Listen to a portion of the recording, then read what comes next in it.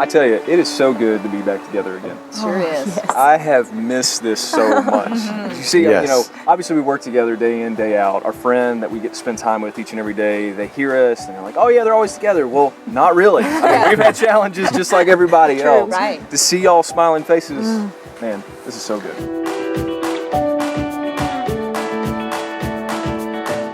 I think it's made me appreciate it even more because we don't get to do this as often as we did before. You know, we used to complain about, oh, we got another meeting to go to, you know. But before the pandemic, it was like, it was a nuisance. But now it's like, oh, I get to see my friends again. Yes, And we face get to face. gather in the same room and really see each other because you can tell a lot about how a person's doing by looking at their face, you know? That is so true. Yeah. Yeah. We have to encourage each other, but you can't tell how people are doing unless you're really seeing them. I mean, we're on Zoom and all, but there's something really different about Zoom. Yeah. You can't quite tell what the person's doing. It takes time. There's like little technical things. You can't figure out how to get the background off. Yeah. So. Or there's The something cat in your filter. background you don't want everybody to see, like dirty laundry. That's right. Or they see your pajama bottoms, something like that. Yeah, it is different.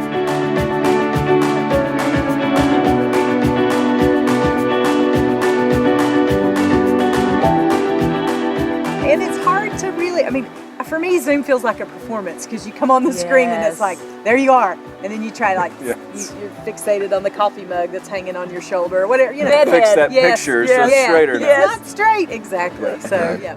But I think it's also good what this last year has taught me is the importance of this time. Yes. You know, you don't think about it when we can just all sit together, but then when you miss it when it's not available. And I've missed that opportunity to connect in person. Yes. We need that. We need that. We need that. We need that relationship building. That's what we've been missing. Just seeing you in flesh. It's like, look, I just keep hitting his arm. It's wonderful. Well, and it's reminded me too, we were never meant to live this life alone. Right? Yes. We were created. God, I mean, had this mindset of I'm creating a community in which you belong. And I think, if anything, I mean, and several of us worked here with this ministry for a long time.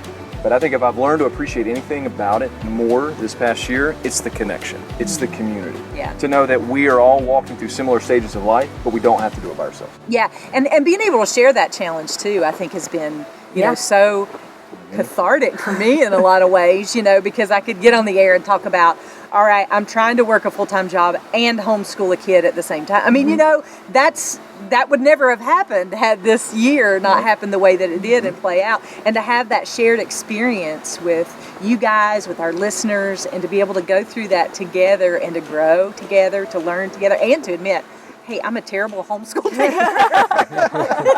Me too. We will not be starting our own academy. That's for sure.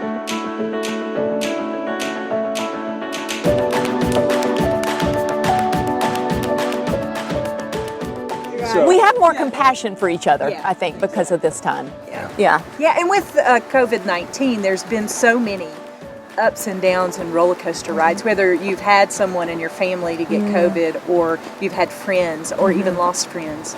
It's so hard because it's a roller coaster ride. 1 minute everything's fine, the next minute it's not. And I've known that my whole life, but especially in the last year, it's made me appreciate the moments that I have right now and to appreciate every single one of them because we don't know, we're not promised tomorrow. Now that's not new, you know, but COVID-19 has made me really realize and appreciate those moments even more. Let's hold on to that. Sure. Yeah. Of all the things, let's hold on to that. Absolutely.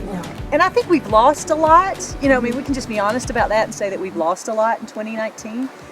It's been hard and, you know, we've lost a lot. But some of the things that we've gained is we've been kinder to each other. We wave more now. I maybe see a little less road rage, you know? A little.